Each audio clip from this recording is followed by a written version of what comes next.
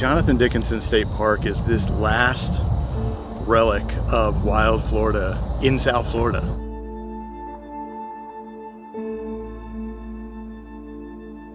Where we are right now is this globally imperiled community called coastal scrub. The coastal scrub is really kind of typified by these low scrub oaks, and there's palmettos thrown in here and there. Every now and then you'll get a pine tree. These are sand pines, so they're a different species than we see out west in the Flatwoods that have the longer needles. When you start to look on the ground, there's all of these different plants and lichens. The four-petal pawpaw is a plant that is endemic to South Florida. It only goes up to St. Lucie County.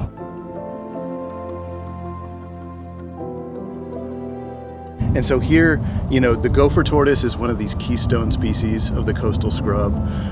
It's a keystone species because just by living its life, it provides habitat for literally over 300 other species of animals. Many of them are threatened and endangered as well. And the Florida scrub jay is our only endemic bird in the state of Florida, meaning that it only occurs in Florida and nowhere else in the world. And these animals are, when you see them, you can't help but fall in love with them. They're so charismatic, they're so social, they live in family groups and defend territories. This is now the southernmost population on the east coast of Florida scrub jays. As you kind of come up over this coastal scrub ridge, then you drop down into the Pine Flatwoods community. And those communities are really what's typical of the larger Loxahatchee River watershed.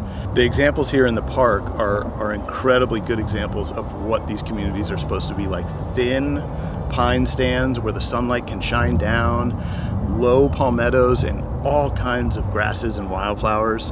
And all of that diversity happens because these natural communities burn every 1, 2, 3 years. And intermixed in those pine flatwoods are these depressional wetlands and glades, these long marsh systems. In the wet season, those will fill up, they'll flow overland towards the river. And ultimately, those areas drain into these deeper systems called cypress domes and cypress sloughs. And so those are typified by our cypress trees. And ultimately, all of those go down into these deeper slough systems, creeks, and then you get into the Loxahatchee River. Red-cockaded woodpeckers, RCWs, they're this really cool endangered bird, and they rely on old growth pine forests. So they live in colonies. They're very social, kind of like the scrub jays.